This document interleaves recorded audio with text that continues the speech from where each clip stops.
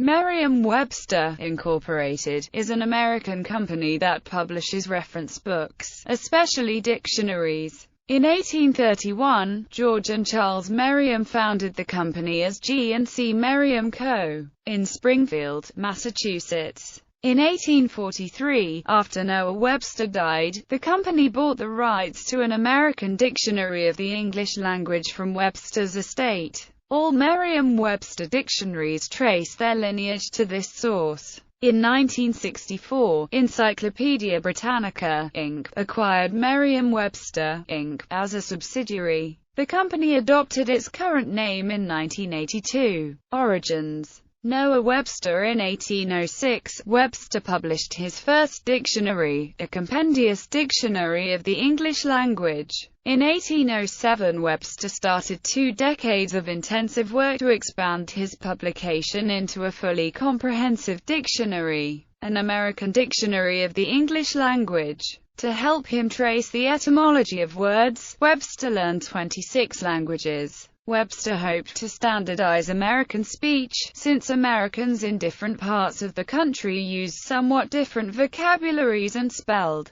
pronounced, and used words differently. Webster completed his dictionary during his year abroad in 1825 in Paris, and at the University of Cambridge. His 1820s book contained 70,000 words, of which about 12,000 had never appeared in a dictionary before. As a spelling reformer, Webster believed that English spelling rules were unnecessarily complex. So his dictionary introduced American English spellings, replacing color with color, wagon with wagon, and center with center. He also added American words, including skunk and squash, that did not appear in British dictionaries. At the age of 70 in 1828, Webster published his dictionary. It sold well, with 2,500 copies. In 1840, he published the second edition in 2 volumes. Author and poet Nathan W. Austin explores the intersection of lexicographical and poetic practices in American literature, and attempts to map out a lexical poetics using Webster's dictionaries as a base.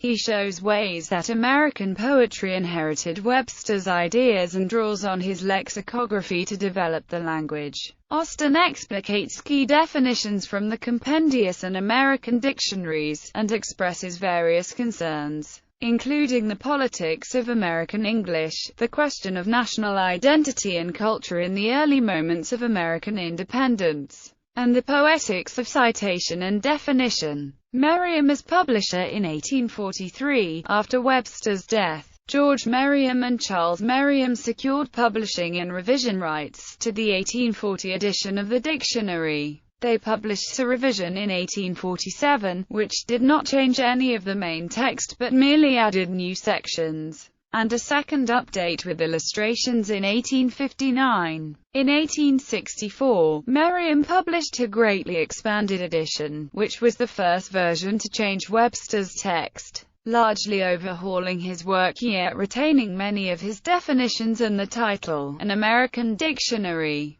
This began a series of revisions that were described as being unabridged in content. In 1884 it contained 118,000 words, 3,000 more than any other English dictionary. With the edition of 1890, the dictionary was retitled Webster's International. The vocabulary was vastly expanded in Webster's new international editions of 1909 and 1934, totaling over 500,000 words, with the 1934 edition retrospectively called Webster's Second International or simply, the Second Edition, of the New International. The Collegiate Dictionary was introduced in 1898 and the series is now in its 11th edition. Following the publication of Webster's International in 1890, 2 collegiate editions were issued as abridgments of each of their unabridged editions. With the 9th edition, published in 1983, the collegiate adopted changes which distinguish it as a separate entity rather than merely an abridgment of the Third New International. Some proper names were returned to the word list, including names of Knights of the Round Table. The most notable change was the inclusion of the date of the first known citation of each word, to document its entry into the English language. The 11th edition includes more than 225,000 definitions, and more than 165,000 entries. A CD-ROM of the text is sometimes included. This dictionary is preferred as a source for general matters of spelling by the influential The Chicago Manual of Style, which is followed by many book publishers and magazines in the United States. The Chicago Manual states that it normally opts for the first spelling listed. Merriam overhauled the dictionary again with the 1961 Webster's Third New International under the direction of Philip B. Gove, making changes that sparked public controversy. Many of these changes were in formatting, omitting needless punctuation, or avoiding complete sentences when a phrase was sufficient.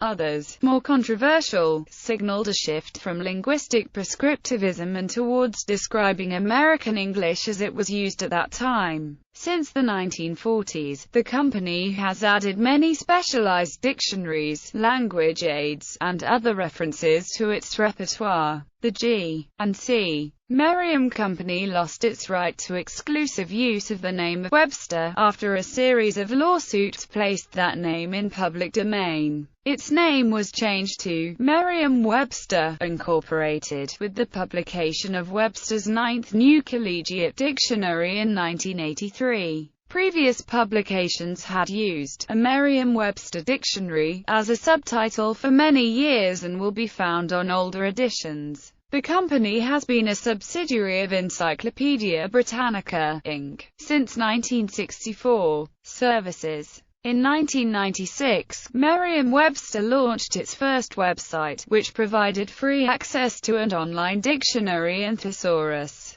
Merriam-Webster has also published dictionaries of synonyms, English usage, geography, biography, proper names, medical terms, sports terms, slang, Spanish, English, and numerous others. Non-dictionary publications include Collegiate Thesaurus, Secretarial Handbook, Manual for Writers and Editors, Collegiate Encyclopedia, Encyclopedia of Literature, and Encyclopedia of World Religions. On February 16, 2007, Merriam-Webster announced the launch of a mobile dictionary and thesaurus service developed with mobile search and information provider AskMeNow. Consumers use the service to access definitions, spelling and synonyms via text message. Services also include Merriam-Webster's Word of the Day, and Open Dictionary, a wiki service that provides subscribers the opportunity to create and submit their own new words and definitions.